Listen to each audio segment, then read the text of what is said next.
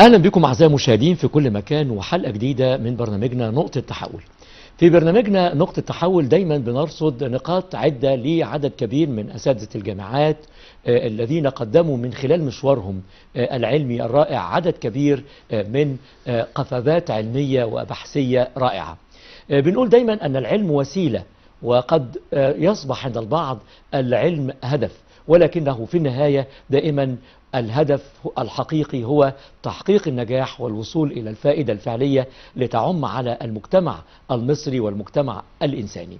النهاردة هنتكلم على شخصية رائدة في مجال اللغة العربية، اهتمت كثيرا بهذه اللغة وأعطتها الكثير والكثير من اهتمامها، وأجرت العديد من الأبحاث وأشرفت على الكثير من الرسائل العلمية، وقدمت بفكرها رؤى جديدة علمية وبحثية في مجال العلوم المختلفة الخاصة باللغة العربية.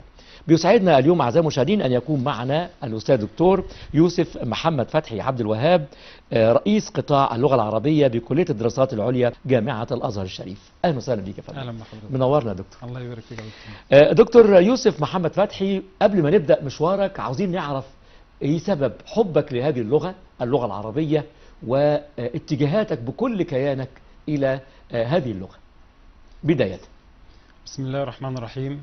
الحمد لله رب العالمين، والصلاة والسلام على أشرف الأنبياء وإمام المرسلين سيدنا محمد صلى الله عليه وسلم، وعلى آله وأصحابه ومن اهتدى بهديه واستنى بسنته إلى يوم الدين، وبعد. النشأة في قرية تسمى كفر طبلوها في محافظة المنوفية مركز تلا، وهذه القرية تسمى قرية العلم والعلماء. يعني يوجد فيها أكثر من 100 أستاذ جامعي، معظمهم في الأزهر الشريف، يحبون الأزهر الشريف وينتمون إلى الأزهر الشريف ويحفظون القرآن الكريم. وإذا تحدثنا عن بيئة كهذه فتكون ذروة سنام هذه البيئة هي اللغة العربية، ومن هنا جاء الحب والعشق للغة العربية. أيضا اللغة العربية يكون فيها مجال للتنافس، فالإنسان في الأقسام الأخرى كقسم أصول الدين والشريعة وغيرها يحتاجان بشدة إلى اللغة العربية أيضا في تحليل النصوص ومعرفة مرادات النصوص القرآنية والحديث النبوي الشريف. أيضا اللغة العربية يعني على الرغم من حاجة كل الأقسام إليها إلا أنها هي في ذاتها أيضا ممتعة في دراستها وفي تحليل نصوصها وفي تذوق مادتها الإبداعية شعرية ونثرية.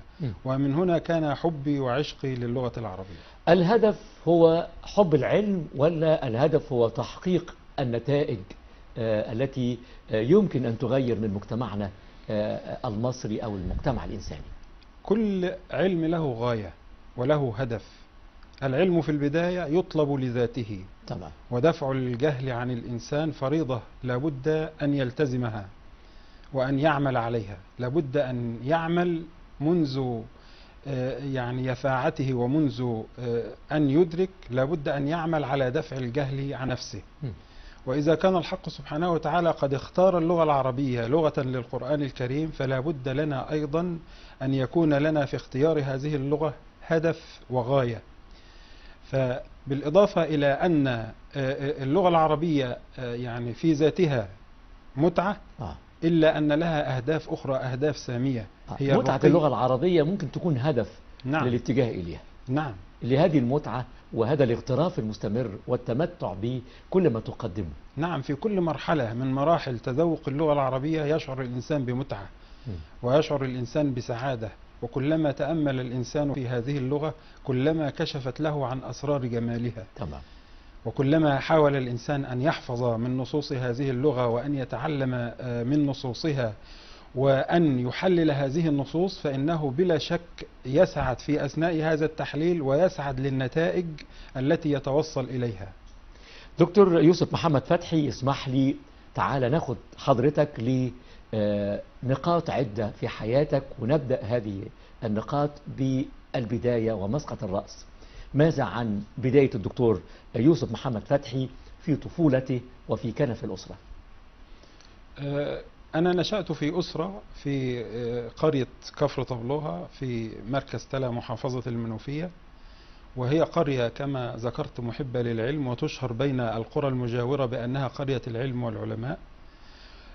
طبعا من أبرز أعلامها مثلا الدكتور محمود محمد الطناحي، والدكتور محمد سيد أحمد المصير، والدكتور عبد الحي الفرماوي، وأكثر من 100 أستاذ جامعي في هذه القرية، على الرغم من صغر حجمها.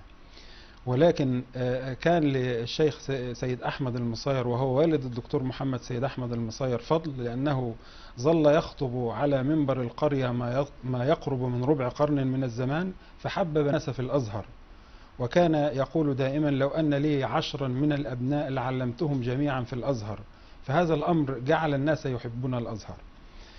فعندما التحقت بالأزهر الشريف أحسست بهذه النعمة وهذا الفضل، أن يعيش الإنسان مع القرآن الكريم، وأن يعيش الإنسان في رحاب القرآن الكريم والحديث النبوي الشريف، وأن يأنس الإنسان بهذه الأمور. حتى إنني أيضا لم أكتفي بهذا الأمر، فبل أيضا في زواجي اخترت يعني زوجتي كنت أدرس لها في فصول تقوية وأنا في الجامعة، يعني تبينت أنها تحفظ القرآن الكريم، وكان هذا هو الأساس الأول في الاختيار.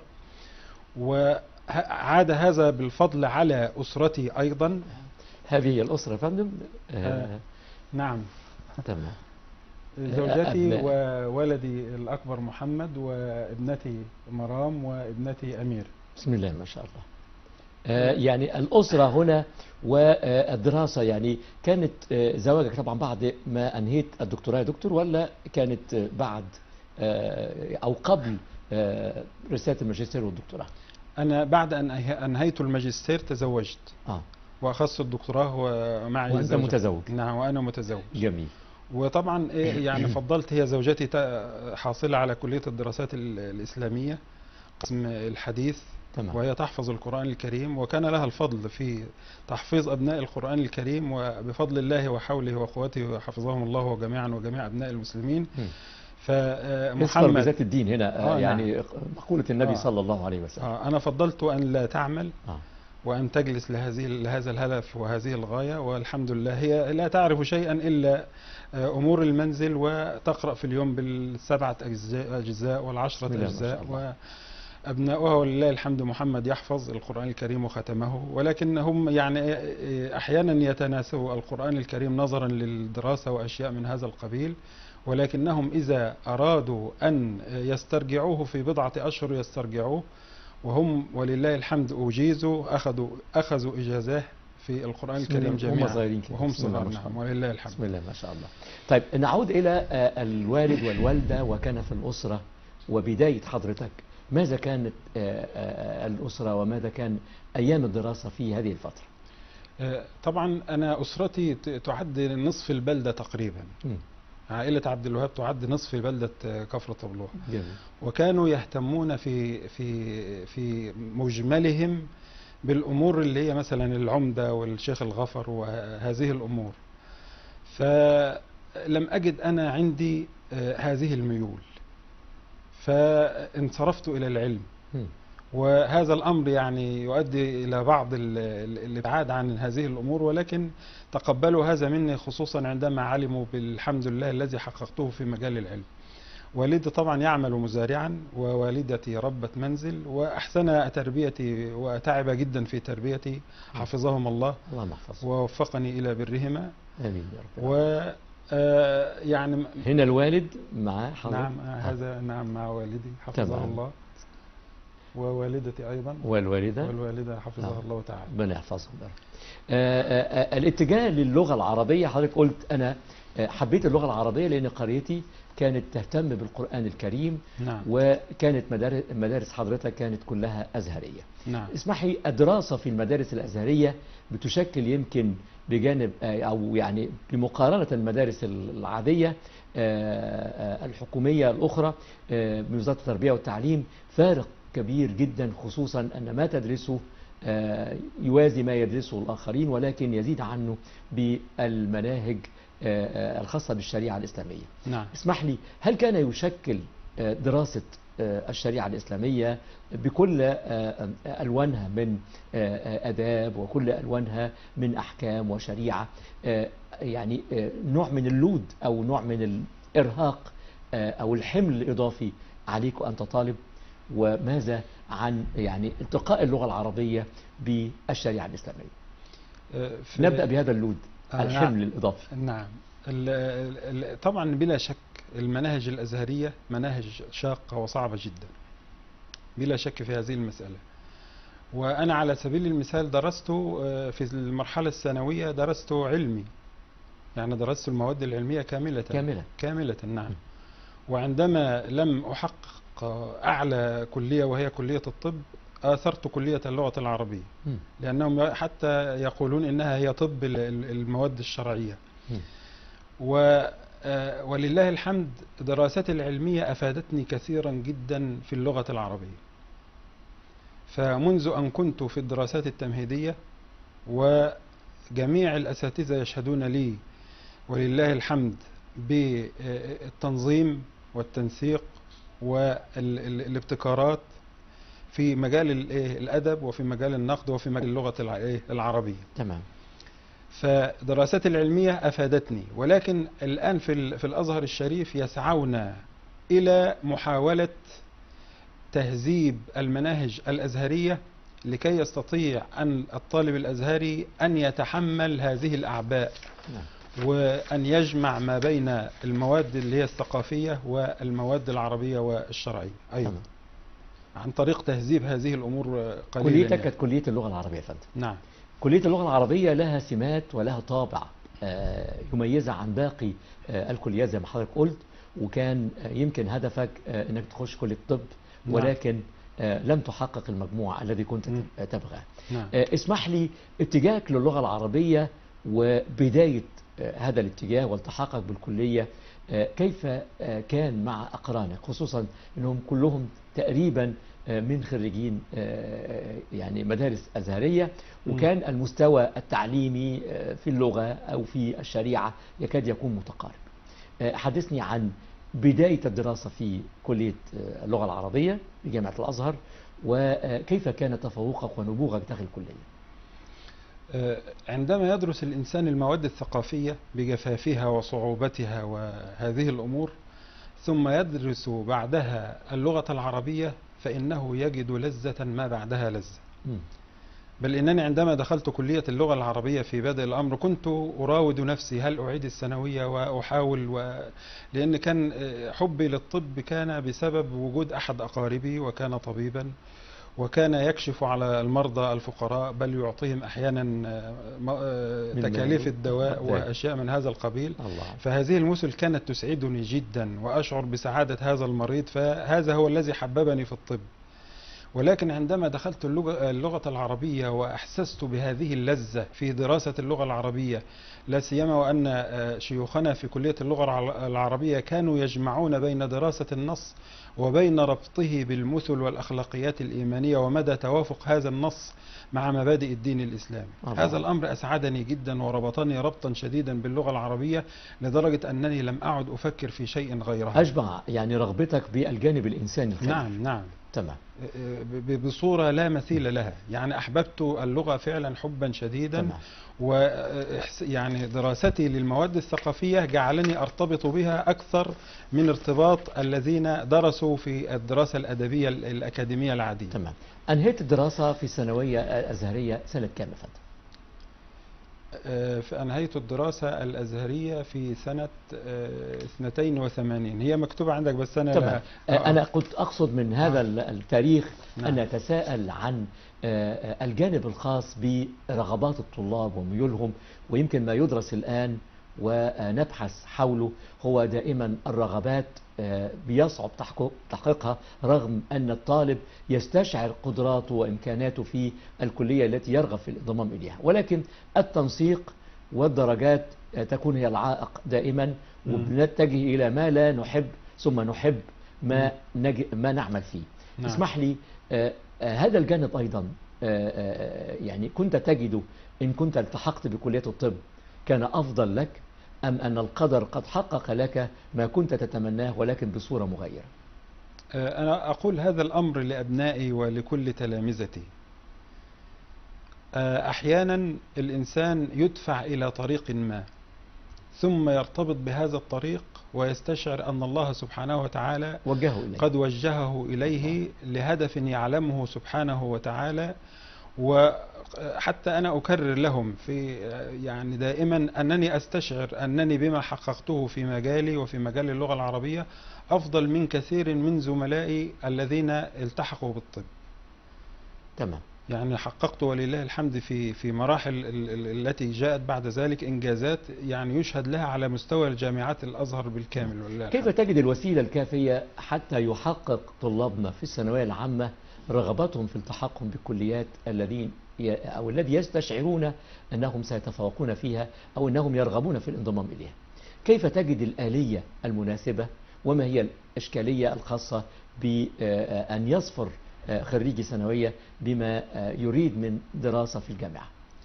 للأسف الشديد طلابنا في هذه الأيام شخصياتهم ضعيفة، ويحتاجون إلى توجيه آبائهم بأمانة.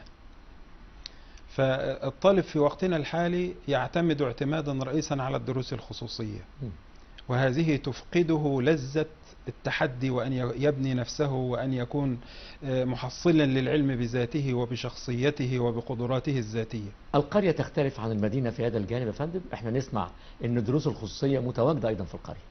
بلا شك في هذا الزمان الذي نحن فيه أصبحت يعني من الأمور المسلمة. ويقال انه لن يحقق الطالب اي نتيجة في درجات كبيرة إلا لو أخذ دروس خصوصية. قليل جدا يعني يعد على أصابع اليد الواحدة يمكن من درس بمفرده دون دروس خصوصية في الثانوية العامة في السنوات الأخيرة. بس هو موجود أيضا. يعني ومعنى أنه موجود وحقق هذا النجاح دون دروس خصوصية معناه أن الأمر ممكن، وأن الأمر بتعزيز القدرات الذاتية عند الطفل وعند الشاب يستطيع أن يحقق ما لا يحققه صاحب الدروس الخصوصية، لأنها أصبحت يعني تجارة، أصبحت حرفة. يعني أنا أرى بعض أصحاب الدروس الخصوصية كأنهم يعني وزراء في بعض الدروس يجلس في المدرج أمام المدرس أكثر من 200 طالب لسمعة ما أن هذا الذي يدخل عند هذا الأستاذ يحصل العلم ويتفوق ويحصل على أعلى الدرجات. أجد أمامه إذا كنا نلوم المدارس الحكومية أن بها 30 أو 40 أو 50، لا، في الدروس الخصوصية أحيانا يصل عدد الطلاب إلى 200 طالب أمام الأستاذ، هو فقط يجلدهم. نعم. يعني من يبقى معي هو الذي يحفظ نعم. كذا ويجاوب كذا. نعم. من تخلف عن هذا فلينصرف، سمعتي لا تتحمل أحد يعني يبقى منضم إلي ويسقط. هو نعم. بيختار المتميزين والحفيظة زي ما بيقولوا. نعم. ولكن لا يعلمهم بالقدر الكافي، وده يمكن ده بيحصل بالفعل. ولكن اسمح لي، الكتاب الخارجي كيف تجده سندا للطالب؟ هل يستطيع الطالب اكتفاء بكتاب المدرسة أن يتفوق وأن يحقق التفوق؟ بلا شك الكتاب المدرسي هو الأساس، ولا بد أن يطور. يعني من مناهج الجودة الكتاب المدرسي أن يطور باستمرار، وأن يؤخذ فيه بوسائل العلم والتكنولوجيا والتطور. تمام. والكتاب الخاص بينطلق من أستاذ المادة. أستاذ المادة بيكون درس هذا الكتاب وانفعل بهذا الكتاب وعلم هذا الكتاب وما فيه، فإنه هو الذي يوجه طلابه إلى هذا الكتاب. تمام. ولذلك نجد كل صاحب درس يوجه الطلاب إلى كتاب محدد. ولكن كتاب المدرسة هو الأساس في هذا الباب. دكتور، وأنت أستاذا جامعيا في كليتك، عادة ما بيكون الطلاب في السنة الأولى في الكلية وخصوصا في اللغة العربية آتين إلى الكلية دون رغبة، أو مش هذه الرغبة هي الرغبة الأولى، ولكن أتى بهم المجموع إلى هذه الكلية وهم مليئة ببعض القصور وخصوصا في اللغة العربية. هذا الأمر أيضا لم يعني يوجه فقط للمدارس غير الأزهرية، أصبحت المدارس الأزهرية أيضا فيها قصور بالنسبة للغة العربية. كيف تجد هذا القصور، وكيف يمكن أن نقدم للطالب في كليات اللغة العربية الوسائل التي يمكن أن ترفع من قدراته في اللغة ويعني تعوض هذا النقص الذي أصابه في الثانوية العامة أو ما قبل الثانوية العامة؟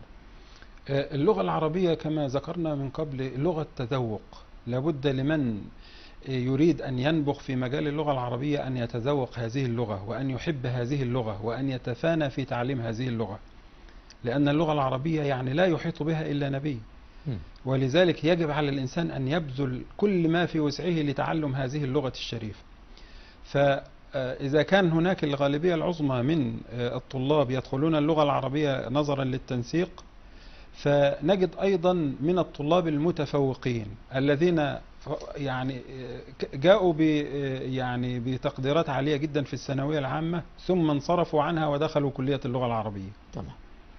الخاص بحياتنا العلمية ونقاط فارقة وحصولك على الليسانس في اللغة العربية، كيف مسألة لك هذه الشهادة وماذا عن تقدير حضرتك في هذا التخرج؟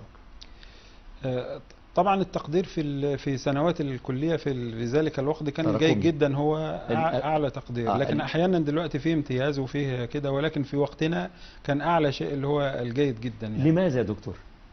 لماذا هذا الفارق؟ الآن نسمع امتياز، نعم، في الماضي كان أفضل وأحسن يمكن وبنسمع جيد جدا. ده كان أعلى شيء، أعلى ما يسمع جيد لماذا جدا. لماذا هذا الفارق؟ والله هي دي حاجة يعني حتى في الثانوية العامة كان زمان في اللي يجيب مثلا 78 بتاع يدخل طب أو وكده. 87 ده دلوقتي في دلوقتي بيجيب 100 102 102 فمش عارفين يعني هل يعني هو طبعا الأسئلة لابد أن تتنوع، لابد أن يكون في أسئلة للطالب الذكي ولابد للطالب المتوسط وللطالب زي ما حضرتك قلت هو المقياس فقط الذي يقدم المصفاة. نعم.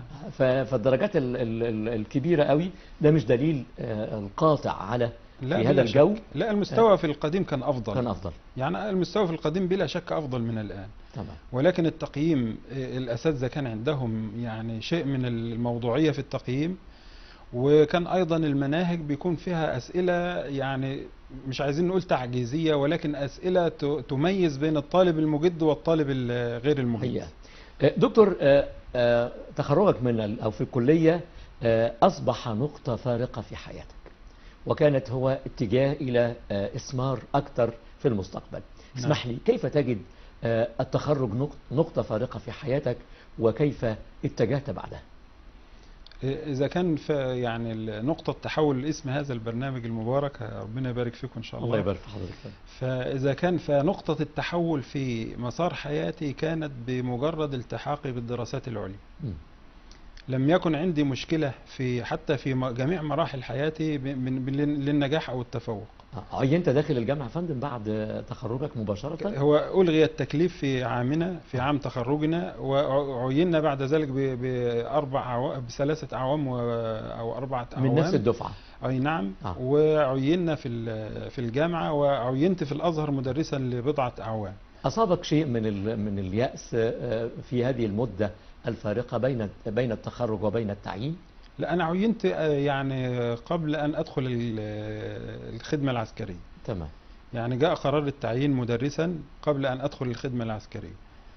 تأخرت في الخدمة العسكرية؟ لا، أنا جلست فيها عاما وشهرا. عفوا يعني يعني دخولك للخدمة العسكرية كان متأخرا بعد التخرج؟ لا، بعد التخرج مباشرة. يعني أنا مجرد أن ظهرت النتيجة جاءني التعيين. تمام. يعني مجرد أن ظهرت النتيجة جاءني التعيين. وكنت في ذلك الوقت دخلت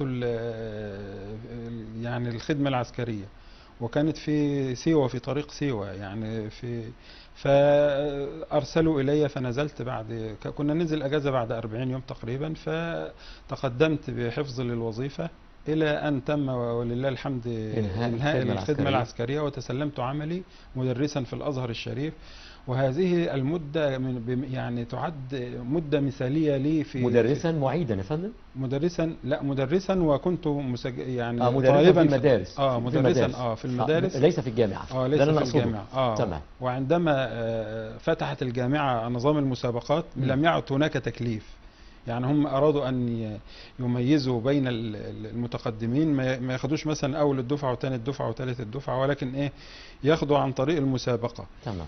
فتقدمت في المسابقة وكنت الأول فيها من 20 ولله الحمد، وعينت في كلية اللغة العربية في إيتاي البارود في ذلك الوقت. في هذه الفترة وأنت مدرس في يعني مدارس الأزهرية ولم تعين بعد، هل كان طموحك ما زال أمام أو نصب عين حضرتك أنك تتجه إلى العملية التعليمية في الجامعة، ولا تكتفي بأن تكون مدرسا في مدارس أزهرية؟ أنا تقدمت في بعد تخرجي مباشرة للدراسات العليا. تمام. كانت القراءة بالنسبة لي إدمان، وعندي بفضل الله مكتبة عظيمة جدا. كنت مدرسا ودارسا أيضا؟ ودارسا في للماجستير. نعم. وعندما ذهبت إلى بعض يعني الشيخ محمد غنيم حفظه الله كان شيخا للمعهد، قلت له أنا سأخذ الحصص بتاعتي في الأولى والثانية، وإن كانت هناك الثالثة وأغادر المعهد. فقال لي الإدارة تقول لابد أن تجلس للثانية عشرة ولا الواحدة. قلت له أنا سأنصرف ولتفعل ما تشاء. ولم يغيبني يوما هذا الرجل بفضل الله سبحانه وتعالى، وكنت أذهب إلى الدراسات العليا. هذه هي النقطة الفارقة في حياتي، أن التقيت بأساتذة أجلاء على رأسهم أستاذ الدكتور كاظم الظواهري. هذا هو يعد نقطة التحول الرئيسة في حياتي، التي حولت العلم من مجرد نجاح وتفوق تقليدي إلى إحساس بلذة هذا العلم. إن الإنسان سبحانه وتعالى، يعني الإنسان لابد أن يعمل هذا العلم ابتغاء وجه الله سبحانه وتعالى، وابتغاء لغة القرآن الكريم، ويبذل الغالي والنفيس للارتقاء بهذه اللغة لهذه الغايات السامية، ليس من أجل النجاح فقط، وليس من أجل التفوق فقط، ولكن من أجل هذه الغايات، وهي التي يستشعر بها الإنسان السعادة دائما في كل إنجاز يحققه. يعني هذه هي نقطة التحول الفارقة، أن التقيت بهذا الرجل وأن حببني في اللغة العربية وفي الرسالة السامية ابتغاء وجه الله سبحانه وتعالى وابتغاء رفعة شأن هذه اللغة. الله. دكتور، ماذا كان موضوع هذه الرسالة؟ أنا طبعا بعد الدراسة التمهيدية وهي لمدة عامين، تمام، سجلت في أثر القرآن الكريم في التصوير الشعري حتى نهاية العصر الأموي. تمام. الموضوع اللي رسالة الماجستير. تمام. طبعا العصر الأموي لا يعرف عنه الناس إلا يعني هنقول 20 شاعرا. أنا صنعت معجما لشعراء العصر الأموي، جمعت فيه أكثر من 350 شاعرا، ترجمت لهم. في الدراسة الماجستير صنعت هذا المعجم؟ صنعت هذا المعجم وما زالت معي أوراقه إلى الآن. دي لقطات من رسالة الماجستير؟ نعم، رسالة الماجستير أستاذ الدكتور كاظم الظواهري. نعم. والدكتور عبد المنعم يونس والدكتور السيد أحمد عمار المناقش. حدثنا عن المعجم وما أثروا في المناقشة. حصلت على درجة الامتياز في الماجستير، هل نعم. بناء يعني استكمالا لوجود هذا المعجم كطفرة جديدة تحسب لي؟ كان أستاذنا عليه رحمة الله الأستاذ الدكتور فتحي محمد أبو عيسى عميد الكلية، وكان يعني عليه رحمة الله لا يعجبه العجب كما يقولون، كان يتعجب ويقول من أين جئت بأسماء هؤلاء الشعراء. يعني كان يتعجب العجب الشديد لوجود هذا الكم الهائل من الشعراء، لأنني كنت أبحث عن شيء طفيف جدا في كم هائل جدا من الأشعار، وهو أثر القرآن الكريم. في ماذا؟ في التصوير الشعري. ولا يصل الأثر القرآني، يمكن أن يصل الأثر القرآني في الألفاظ، يعني الإنسان يأخذ من ألفاظ القرآن الكريم، يمكن من ألفاظه وتركيباته، يمكن أن يأخذ من معانيه، ولكن أن يصل الأثر القرآني إلى الصورة فهذا أمر نادر جدا. فلا كان ويحتاج إلى قراءات كثيرة جدا. فاستوعبت هذا الكم الهائل من النصوص وجئت بنتائج بديعة جدا في هذا الباب. أن يعني الخلاف الذي دار بين العلماء، هل أثر القرآن أم لم يؤثر؟ أنا قلت إنه أثر ولم يؤثر في الألفاظ أو المعاني، ولكنه أثر في التصوير. عندما يأتي الشاعر ويقول يعني رأيت الحب نيرانا تلظى، قلوب العاشقين لها وقود، فلو كانت إذا احترقت تفانت، ولكن كلما احترقت تعود، كأهل النار إذ نضجت جلود، أعيدت للحياة لهم جلود. اقتبس الشاعر هذا المشهد من مشاهد العذاب يوم القيامة، كلما نضجت جلودهم بدلناهم جلودا غيرها ليذوقوا العذاب. أخذ هذا المشهد وجعله في عذاب الحب في الدنيا. أن عذاب الحب الذي يعانيه الشاعر في الدنيا يشبه العذاب يوم القيامة، ليس له نهاية. يتألم به الشاعر باستمرار. فعندما أراد صورة تجمع له هذا المشهد لم يجد إلا مشهد عذاب يوم القيامة. فهذا هو أثر القرآن الكريم، في إن هو استوحى معنى القرآن الكريم ليس في مشهد كيوم القيامة، ولكن في مشهد لعذاب الحب في الدنيا. الله. فهذا لا يبين مدى عمق الأثر القرآني في نفوس الناس. هذا أتى من خلال قراءات كثيرة لحضرتك. كيف استطعت أن تقرأ يعني كل هذه الأشعار لتنتقي منها ما يخص هذا الجانب من الدراسة؟ هذه الروح وهذا الإصرار وهذا الأمل والطموح. هل كان يعني متوفر لديك مثل هذه الكتب وهذه يعني المؤلفات؟ كنت أعمل مدرسا، وأيام الأجازة بالنسبة لي صعبة جدا أن أخذ بعض الأيام من الأجازة، ولم يكن النت يعني كالآن، لدرجة أنني عندما أشرف الآن على بعض طلاب الماجستير أو الدكتوراه أقول لهم أنتم تعيشون الآن في نعيم، بضغطة زر يأتي لك الديوان وتصور منه ما تشاء وتقرأ منه ما تشاء. أما أنا عندما كنت أريد أن أقرأ ديوانا فلا بد أن أبحث عن موضعه، هل هو في دار الكتب أم هو في معهد اللغة العربية أم هو في معهد المخطوطات أم هو في مكتبة الأزهر أم هو في مكتبة مثلا لكلية ما. هناك بعض الدواوين لم أجدها إلا في مكتبة بعض المساجد. الله عليك. وعندما كان يعني يأتي أحد الأساتذة الكبار في الكلية ويأتي إلى أستاذي الدكتور كاظم ويسأله عن يعني معرفة ديوان شاعر، فكان يقول له عليك بفلان هو الذي سيدلك على هذا الأمر. فيأتي إلي أقول له ديوانان مثلا طبعة كذا وطبعة كذا، أين هذه؟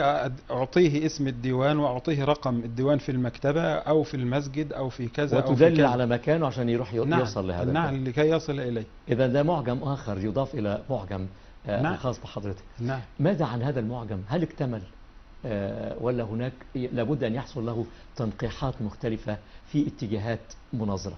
هو طبعا بالنسبة لي أنا صنعته لهدف وغاية، هو أن أحصر شعر الشعراء في ذلك الوقت حتى تخرج بنتائج مقاربة افتراضيا. نعم. للتساؤل. يعني لكي أخرج بنتائج مقاربة إلى الحقيقة، إن أنا أقرأ وأتبين هل أثر القرآن الكريم فعلا ولا لم يؤثر. نعود إلى التأثير. أنا شخصيا أتساءل، لا يستطيع أحد أن يصل إلى قدرة الخالق في التعبيرات اللفظية الرائعة. نعم. نجد بلاغة الخالق سبحانه وتعالى هي يعني يكاد تكون كنز لا نستطيع أن نمسك به. اسمح لي، هل يعني ماذا عن الجانب الخاص بالتعلم من القرآن الكريم؟ عندما نقرأ أحاديث النبي صلى الله عليه وسلم وبلاغته العظيمة نجد السهولة، ولكننا ممكن أن نأخذ من بلاغة النبي، ولكن عندما لا نستطيع أبدا أن نأخذ من بلاغة القرآن بل نقف عاجزين، ولو أردنا حتى أن نشابهه لفظا أو تناولا لا نستطيع. حدثني عن هذا الجانب، هل هو الجانب المعجز الفعلي بالقرآن؟ الجانب المعجز للقرآن الكريم أنه يتيح لكل إنسان أن يأخذ منه على قدر عقله وجهده وطاقته. الله عليك. فالرجل العادي عندما يستمع إلى القرآن الكريم يستشعر لذة ولا يعرف من أين تأتيه هذه اللذة، هو يستشعر لذة. العالم المتواضع مثلا يستطيع أن يتبين بعض أسرار القرآن الكريم. العالم الطلعة الذي عنده قدرات يستطيع أن يكتشف ما لا يكتشفه غيره من العلماء. وهناك يعني إعجاز في هذا الباب يتمثل في أن الفيوضات التي يعني يكشفها الحق سبحانه وتعالى لبعض الخاصة من عباده تأتي لأشياء كثيرة جدا، منها اجتهاد هذا الشخص ومنها أيضا مدى قربه من الله سبحانه وتعالى. الله عليك. يعني ولكن هذه الفيوضات لا يمكن عادي. صح. يعني عندما نأتي إلى قول الحق سبحانه وتعالى وتوبوا إلى الله جميعا أيها المؤمنون لعلكم تفلحون، وفي آية أخرى يا أيها الذين آمنوا توبوا إلى الله توبة نصوحا. الآيتان تحثان على التوبة، ولكن عندما يتأمل الإنسان الفرق بين الآيتين يجد فرقا شاسعا. كلمة يا أيها هذه اشتملت على أداتين من أدوات التنبيه، تمام. الياء والهاء. يا أيها الذين آمنوا، عندما كان يسمع العربي كلمة يا أيها هذه فإنه كان يرتجف، يشعر أن أمرا جللا سيحدث. نعم. يا أيها الذين آمنوا، ماذا سيحدث يا رب؟ يا أيها الذين آمنوا، فكان يستشعر بجلال الموقف. توبوا إلى الله توبة نصوح. هؤلاء القوم الذين آمنوا يدل على أن الإيمان صفة من صفاتهم وليس طبعا من طبائعهم، فهم لم يتغلغل الإيمان في قلبهم أو في قلوبهم، ولذلك جاء النداء القرآني ليوقظهم أولا. الإنسان عندما يريد أن يخاطب إنسانا نائما فلا بد أن يوقظه لكي يسمع، فهم هؤلاء في غفلتهم يشبهون للنيام، يحتاجون إلى أن يوقظوا أولا لكي يأتيهم الأمر. يا أيها الذين آمنوا، ماذا يا رب؟ توبوا إلى الله توبة نصوح. أما المؤمنون فإنهم على صلة بالله في كل أوقاتهم، ولذلك لا يحتاج هنا الله سبحانه وتعالى ليخاطبهم بأي شيء. وتوبوا إلى الله جميعا أيها المؤمنون لعلكم تفلحون. التواصل دائم. الرسالة التي قدمت فيها ملخصا لفكرة أن يأخذ الإنسان من القرآن الصور، ولكن لا يستطيع أن يأخذ البلاغة، لا يستطيع أن يأخذ دون ذلك، أن يستعين بالصور، أن يأخذ منها بعض الآيات ليضيف إلى ما يريد أن يقوله. هذا هو الأمر الذي يمكن أن نعده عبقريا لكلام الله سبحانه وتعالى. لا يستطيع أحد أن يشابه كلام الله.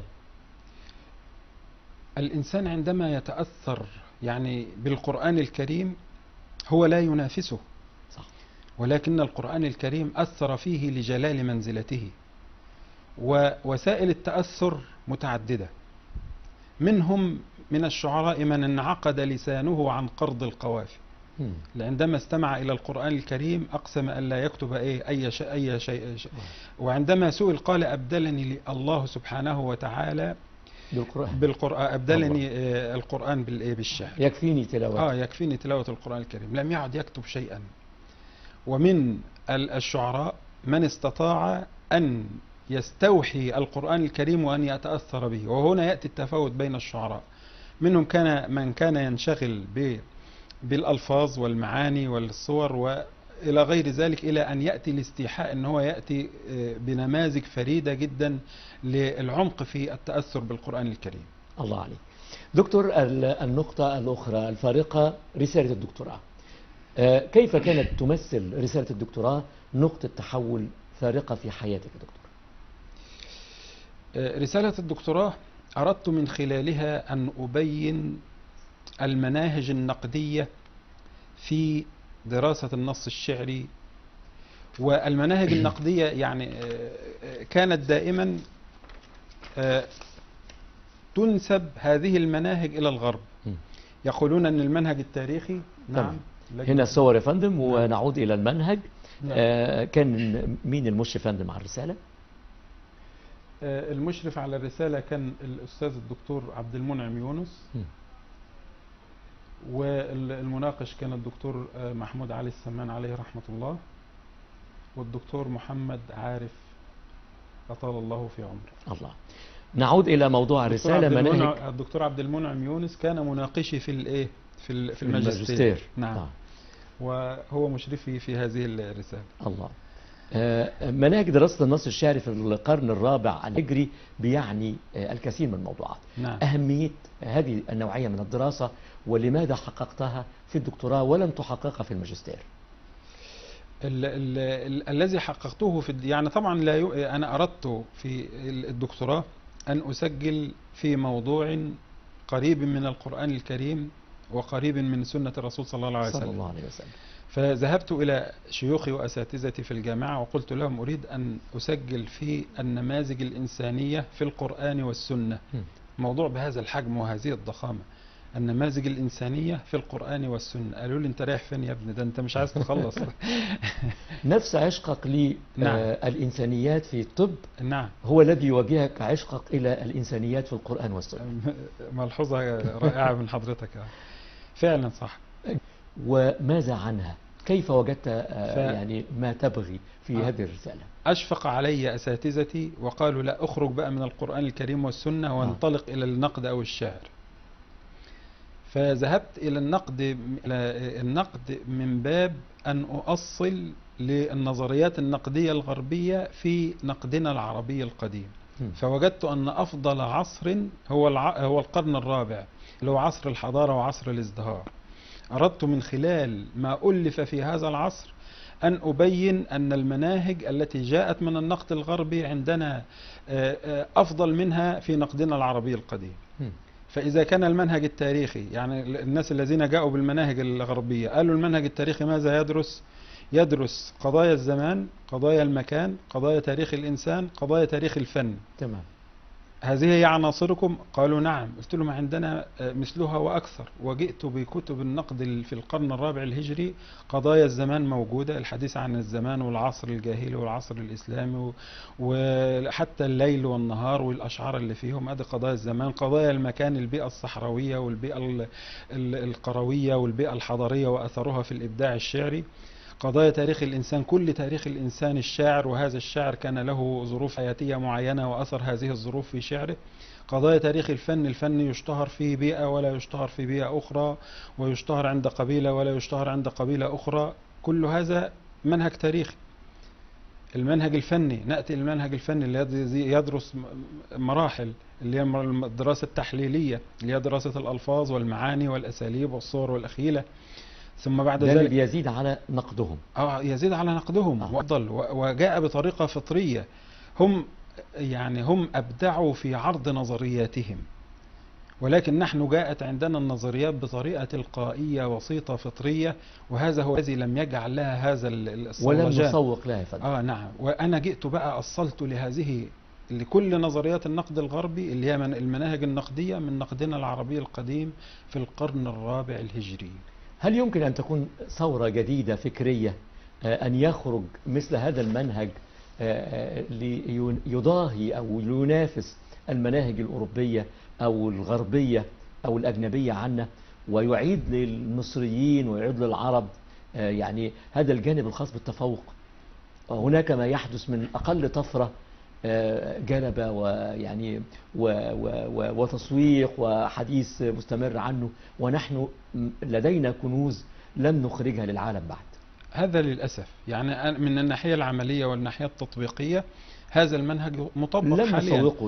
مطبق حاليا. ولكن للأسف الشديد هذا يعني يحتاج إلى جهود كبيرة وجهود إعلامية وجهود للنشر. يعني معظم الرسائل العلمية تعتبر على الأرفف، يعني لم تنشر إلا إذا الإنسان استطاع بجهده الشخصي أن يطبع هذه الرسالة وأن يسوقها وأن ينشرها. فما بالنا يعني يفترض أن تكون هذه النتائج التي توصلت إليها الرسائل العلمية في أيدي كل الناس بأسعار مناسبة وأسعار زهيدة، بحيث هذه تؤدي إلى طفرة في هذه الأمور، وأن نسوق لهذه الإبداعات الجيدة بطريقة علمية جيدة. تمام. طيب دكتور اسمح لي، هناك العديد من الإثمارات في مجال المؤلفات. يمكن عاوزين نتكلم على بعض المؤلفات عن مدح العدل وذم الظلم بتأليف أبي هلال العسكري. نعم. المتوفى بعد سنة 395. نعم. هذا من ضمن مؤلفات حضرتك. نعم. وأبحاثك المحققات. نعم. المحققات. اسمح لي، ممكن تعرض لنا، يمكن معانا الصور، تعرض لنا عن بعض هذه المؤلفات ونشوف تأثيرها الواقعي على الدراسة داخل الجامعة وللدارسين. الماجستير، غلاف رسالة الماجستير دي اللي تحدثنا عنها. نعم. غيرها هذه رسالة الدكتوراه. تمام. وطبعا المحققات هذا التيسير في قواعد علم التفسير، وهذا كتاب للكفياجي. وهذا طبعا ضبط وتحرير مواضع من الحماسة أو مدح العدل ودم الظلم. هذه باقة من الرسائل لأبي هلال العسكري. تمام. بفضل الله سبحانه وتعالى هداني الله سبحانه وتعالى إلى معرفة هذه الرسائل في دار الكتب المصرية. هذا كتاب إنباء الأبناء بأطيب الأنباء. وطبعا هذا الكتاب للألوسي، ومن عجائب الأمور أن أحد طلابي طبعا كان يدرس أدب، يعني أدب الأطفال، وجاء بهذا الكتاب ولا يعرف وأنا أناقشه، ولا يعرف أنني صاحب هذا الكتاب، وأنا صدر هذا منذ ربع قرن تقريبا يعني، وأنا طالب في الدراسات العليا. بسم الله ما خرجت شاء الله. هذا الكتاب. هذا ديوان أبي محجن الثقفي، حققته، وهذا حققته وكنت أردت أن ألحقه برسالة الماجستير. يعني أردت أن أضع منهجا أن يقوم كل طالب علم بتحقيق نص تراثي ويجعله ملحقا لرسالة الماجستير لكي ننشر هذا التراث. تمام. فالمشرف قال لي حسبك ما قمت به في رسالة الماجستير وهذا يكفي. فنشرته بعد ذلك في مكتبة خاصة. وهذا درر الحكم من الأنشطة الخارجية خارج الإطار. طبعا ده دليل الرسائل العلمية، وده اللي عاوزين نقف عنده وقفة. يعني هذا الجانب أيضا. طب نمر وبعدين نعود إلى دليل. هذا الدليل، هذا كشاف اللي هو الكشاف الصغير. تمام. دي النسخة الأولى بتاعته اللي هي الكشاف. الطبعة الأولى له، هو طبع 4 طبعات تقريبا. اللي هو كشاف المجلة العلمية. وده ألقاب الألفاظ والمعاني. وده طبعا هذا البحث يعد من أفضل البحوث التي بذلت فيها جهدا كبيرا، لأن النقد القديم فيه ألفاظ، فيه ألقاب، يعني أسماء. هذه الأسماء تطلق على الألفاظ، وأسماء تطلق على المعاني، وأسماء تطلق على الألفاظ والمعاني. ويعني لا أقول 90% من طلابنا يخلطون بين هذه الأمور حقيقة. ولكن أنا حررت الألقاب التي تخرج، التي تصلح للألفاظ، والتي تصلح للمعاني، والتي تصلح لهما. هذا يحقق أيضا في أسماء الله الحسنى فندم؟ هل هناك رابط بينه وبين أسماء الله الحسنى؟ لا، أسماء الله الحسنى في بعض المعاني والألفاظ، يعني هناك لفظ يليه معنى. لا، أسماء الله الحسنى جانب، وهذا جانب آخر في النقد. طبعا. يعني احنا عندنا مثلا الكلمة الجزلة. الكلمة الجزلة مثلا هي التي تقع في المنزلة الوسط. لا هي مبتذلة ولا هي غريبة. ده اللفظ الجزل. تمام. يعني كل لفظ له مجموعة من الألقاب عددتها، ومجموعة، وكل معنى له مجموعة من المعنى السامي، والمعنى الحار، والمعنى البارد. لا يرتبط بالأسماء الله الحسنى. نعم. تمام. أحمد عبد المجيد هذا، يعني هذا الكتاب لا أقول كتبته بقلمي، وإنما كتبته بدمي. الله. يعني هذا الرجل أحبه كثيرا عليه رحمة الله. وقد قابلته في المنصورة وأنا أسجل في مرحلة الماجستير، وفي أثناء التسجيل قابلته مصادفة، وكان شيخا طاعنا في السن فوق 90، ويعيش غريبا في أسرته، غريبا حتى بين أبنائه، لأنه كان عالما من علماء اللغة، وكان لا يعرف شيئا يسمى الدروس الخصوصية، وكان يتفانى في تعليم أبنائه وتعليم جيله، وهو علامة في هذا الباب. ثم أخذت بعض نتاجه وأردت أن أسجل فيه، ونظرا لأنه لم يطبع في ديوان فرفض القسم، فاحتفظت بما لدي بما سمح لي بتصويره. وعندما ذهبت في مرحلة الدكتوراه إلى الأسرة فوجدتهم تخلصوا من مكتبته كاملة بكل ما فيها، لأن أبناءه لا يعرفون قدر هذا العلم وقدر هذه الأمور، فلم يتبقى إلا هذه الباقة من الأوراق لهذا الرجل الكبير، فأخرجتها حسبة لله ولأعرف الأجيال بأصحاب المثل والأخلاقيات والقيم. ولله الحمد الأسلوب في هذا الكتاب يعني يعد أرقى أسلوب كتبته في حياتي، لدرجة أن يعني بعض الناس عندما يقرؤون ما أكتب يبكون. أنا نفسي عندما أقرأ أبكي من لأنني فعلا كتبت هذا الكلام وأنا أحب هذا الرجل، لأن على الرغم من أنني لم ألتقي هذا الرجل إلا مرات معدودة، ولكنه أثر في لمثله وقيمه وأخلاقياته وحبه للعلم. كان ينفق من ماله على طلابه، وكان يعطي للمتفوقين، وأنا أيضا ولله الحمد صنعت هذا مع طلابي. لا ما أراه الآن من أصحاب الدروس الخصوصية الذين يحترفون سبل خداع الطلاب وسبل غشهم ليحصلوا الأموال الطائلة، ولا يغرسون فيهم قيما ولا علما ولا أخلاق. تمام.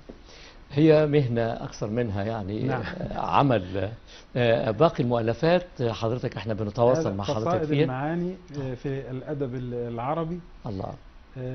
هذا طبعا ده أهم قضايا النقد الأدبي في مجلة الدارة في 30 عاما. يعني تمام. أنا قرأت مجلة الدارة، وهذه مجلة سعودية تاريخية. استخرجت قضايا النقد الأدبي اللي فيها، وجعلت هذه القضايا في محاور، وصنعت ببلوغرافيا كاملة لكل المقالات النقدية والأدبية في هذه المجلة، تمام.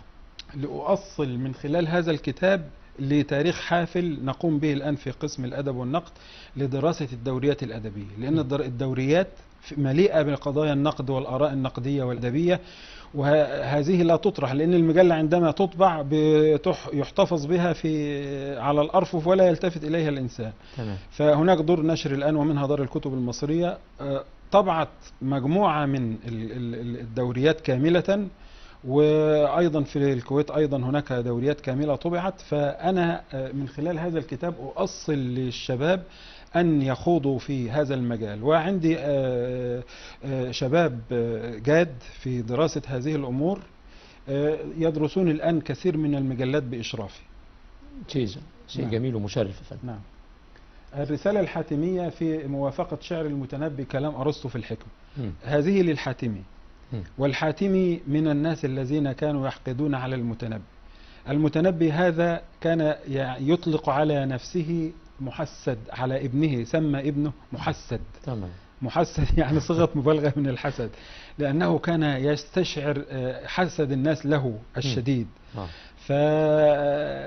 فالحاتمي هذا جلس طوال عمره يكتب في نقد المتنبي، كل اللي كتبه في حياته متخصص في نقد شعر المتنبي. تمام. فهذا الكتاب اللي هو هذا الكتاب يعني كان في نهاية الأمر أراد أن يلبس الأمر على القارئ، وأن يقول له هذه الحكم التي ذكرها المتنبي لم تكن من إبداعاته، وإنما اقتبسها من أرسطو. فهو يريد أن يسلب المتنبي درة ديوانه اللي هي أبيات الحكمة، ويقول إنه ليس له فضل فيها. ولكنه على الرغم من ذلك ذكر في مقدمة الكتاب أنه يحاول بهذا الأمر أن يثبت براعة المتنبي في أنه اقتبس هذه الحكم من أرسطو، ولكنه في حقيقة الأمر يعني يؤكد ما بدأه طوال عمره في أنه لم يكتب شيئا مطلقا إلا في نقد المتنبي والحقد على المتنبي. هي دي إشكالياتنا يا فندم نعم. في مجتمعاتنا العربية. المذهب الأدبي الوسط، وهذا من أروع ما كتبت، وهذه نظرية جديدة في الأدب. يعني المذهب الأدبي الوسط. إذا كان الوسطية هي أساس الدين الإسلامي، فنجد في الأدب أيضا الوسطية، كما ذكرت لحضرتك الآن الجزالة. الجزالة معناها إيه؟ معناها ابتعاد اللفظ عن الإسفاف أو السوقية، ما جيبش في الأدب ألفاظ يتحدث بها الناس في أسواقهم والعوام، ولا جيبها صعبة تصعب لا يفهمها الإنسان إلا إذا ذهب إلى المعاجم. لأنني أحول بين الأدب ولذة الاستمتاع به. تمام. فهذه المنزلة الوسط أنا أصلت لها يعني بإيجاز شديد، أنني قلت أن الوسطية في الأدب معناها فضاء بين نقطتين، وليس نقطة بين نقطتين. يعني عندما نقول على الألفاظ الجزلة اللي هو كلما ابتعدت الألفاظ عن السوقية يبقى هنا أصبحت جزلة. تمام. لها منازل في الارتفاع إلى أن تصل إلى الإغراب أو الصعوبة أو الغموض. يبقى في هذه الغموض حتى محبب، لأن الغموض في الأدب يؤدي إلى اللذة في الاستمتاع. الإنسان لما يتعب للوصول إلى المعنى فإنه في هذه الحالة يعني يكون سعيد بما توصل إليه. صح. ولكن إذا جاءه المعنى سطحي كالجريدة مثلا لا يسعد به. تمام. دكتور بقى لنا 5 دقائق، وهذه ال5 دقائق اسمح لي نخصصها لهذا الإنجاز الرائع اللي بتقدمه حضرتك من خلال كشاف مجلة كلية اللغة العربية، ومن خلال دليل الرسائل العلمية اللي بتؤصل ليه، وكذلك مجلة اللغة العربية بإيتاي البارود. نعم. عاوزين نتحدث عن هذا الأمر، ويعني نقول والله حضرتك صاحب رسالة فيه وصاحب هدف فيه، والآن يدرس أو تدرس الكليات إمكانية أن تطبقوا الجامعات أيضا على هذا النسق. اسمح لي تشرح لي هذا السبق حتى نؤصله مع حضرتك. إن شاء الله. أنا يعني بفضل الله تعالى منذ 5 أعوام كنت يعني رئيسا شرفت بالمسؤولية عن رئاسة قسم الأدب والنقد. تمام. وأول إنجاز قمت به في هذا الباب هو أنني طورت المناهج الدراسية كاملة، وجعلت في مكتبة القسم نسخة إلكترونية لهذه النسخ، بحيث تطور بطريقة مستمرة وطريقة دورية مستمرة، يضاف إليها بشكل مستمر. نعم، في هذه المناهج. الأمر الثاني أنني وجدت أن المجلة الموجودة في الكلية يصعب على الإنسان أن يحصل الأعداد القديمة منها، حقيقة. ويجد طلاب البحث العلمي صعوبة جدا من أن يأتوا بمجلة طبعت في الثمانينيات ويأتوا بأعدادها الآن. فبفضل الله تعالى بجهد شخصي حسبة لله سبحانه وتعالى وبتكلفة شخصية وأوزعه هدايا ولله الحمد، قمت بهذا الأمر إعدادا وإخراجا وبمساعدة أسرتي ومساعدة بعض طلاب العلم، إلى أن قمنا بتحويل هذه النسخة اللي مجلة الكلية في 28 سنة إلى الآن. بلغ كم عدد يا فندم؟ ما هو 28 عدد يعني مقالات وما كتب فيها من موضوعات تعدى آلاف الموضوعات. آلاف طبعا. من ناحية العدد اقترب من 28 ألف صفحة. يعني عدد في الأوراق CD واحد. في CD واحد. نعم. يضاف إليه أيضا مجلة آفاق أدبية. هل تم رفعه على الإنترنت للوصول إليه؟ يمكن عدد كبير موقع الكلية لم يتسع إلا ل10 أعداد. يعني هو موجود على موقع كلية إيتاي البارود الأعداد العشر الأولى فقط. ولكن نسعى الآن إلى توسعة هذا الكم، وتأتيني رسائل شكر من كل الجامعات في مصر وخارج مصر والدول العربية. بنشكر حضرتك. الله يبارك فيك. هذا الجانب الرائع يعني من العمل. الله يبارك فيك. بل إن هناك بعض طلاب العلم يقومون الآن على تسجيل رسائل في هذه المجلة. يعني في هذه المجلة، مجلة كلية اللغة العربية في إيتاي البارود. وللأسف الشديد يعني نحتاج إلى أن تقوم كل الجامعات المصرية بهذا الأمر. ودليل الرسائل العلمية ده مهم جدا، اللي قدمته من خلال فكرتك الرائعة في سلسلة الفهارس والكشافات. نعم. دليل الرسائل العلمية أيضا كنا عندما نأتي بعض الرسائل حتى في ذات القسم الذي نحن فيه، والرسالة مر عليها مثلا 10 أعوام أو أكثر أو أقل، لا نعرف عنها شيئا. فصنعت في يعني كشافا لهذه الرسائل، وهذا الكشاف تنامى معي مع الوقت. لم أجمعه من سجلات الكلية فحسب، لكن بدأت بسجلات الكلية، ثم هناك أشياء مفقودة تماما في سجلات الكلية بدأت أبحث عنها مع الباحثين أو مع السجلات الموجودة في الجامعة أو مع أصحاب الرسائل أو مع هذا وهذا، إلى أن استقام هذا الأمر بطريقة معينة في الترتيب. وهذا الأمر ساعدنا كثيرا في أن نعرف يعني ماذا قمنا به وماذا نطمح أن نقوم به مرة أخرى. وليأتي الباحثين ويأخذوا من هذه الرسائل ما يفيدهم. نعم. دكتور، يمكن الكثير والكثير، ويمكن فاضل لنا كشاف مجلة الكلية وده يمكن حضرتك تكلمت عنه. نعم. وبهذا الأمر أضفت جديد إلى الجامعة بمجهوداتك إن شاء الله. يمكن آخر حاجة نحب نختم بيها، دائما نقول أن آفاق التمنيات ونقاط التحول للمستقبل عديدة وتكثر مع الزمن. أماني حضرتك وأمانيك لعلمك النافع ولكليتك ولأسرتك الكريمة. طبعا بالنسبة لهذا الجهد الذي قمت به في كلية في قسم الأدب والنقد، عندما أنشئت كلية الدراسات العليا في جامعة الأزهر، اتخذت من هذا الذي قمت به نماذج مثلى تحتذى. تمام. وأرادوا أن يصنعوا مثل هذا الكشاف في كل الأقسام، ولكن بدل ما هذا الكشاف في قسم الأدب والنقد في كلية، يجعلوا قسم الأدب والنقد في على مستوى الجامعة، ما يقرب من 20 كلية أو 30 قسم. الله عليك. ومن حضرتك أن تصل إلى كل الجامعات. إلى كل الجامعات. وعلى هذا الأساس تم اختياري رئيسا لقطاع اللغة العربية لتحقيق هذا الأمر. ونسعى الآن إلى جمع كل الرسائل وجمع قاعدة بيانات وليفيد منها طلاب الدراسات العليا في مستقبل أيامهم. احنا نتمنى بقى أن نضيف إلى أعباء أخرى، يعني أن تذهب إلى هذه الجامعات بشخص حضرتك الجميل، تشرح هذه الفكرة وموضوعيتها وتنشر هذا الأمر أيضا من خلال مجهوداتك إن شاء الله بالتواجد والتجوال بقى مع جامعاتنا المصرية إن شاء الله. إن شاء الله. ماذا عن باقي الأماني؟ ما فضلش معنا غير نصف دقيقة، ماذا تقول؟ أتمنى لأسرتي السعادة ولأبنائي التوفيق والسداد، وأن يتمسكوا دائما بالقرآن الكريم فهو زادهم في الدنيا والآخرة. ربنا وفقهم يخليك. الله وأسعدهم آمين. وأسعد جميع أولادك وجميع أبناء المسلمين. امين يا رب. الله يبارك. الاستاذ الدكتور يوسف محمد فتحي عبد الوهاب، رئيس قطاع اللغه العربيه كليه الدراسات العليا جامعه الازهر، شرفنا بيك يا فندم، ونتمنى لحضرتك مزيد من التوفيق ان شاء الله. شرفت بك يا أستاذ محسن، وأشكرك وأشكر جهودك الطيبة التي يخليك. نسعد بها كثيرا. الله يخليك. انا ربنا بشكر يبارك حضرتك. فيك. ربنا يبارك بشكركم اعزائي المشاهدين في كل مكان، اتمنى ليكم الاستفاده الفعليه من هذا اللقاء، وبنقول دايما احنا بنتعلم من تجارب الاخرين حتى لا نقع في مشكلات، نحن ناخذ من التجارب لنحقق النجاح. بشكركم واتمنى لكم مزيد من نقاط التحول في حياتكم. الى اللقاء.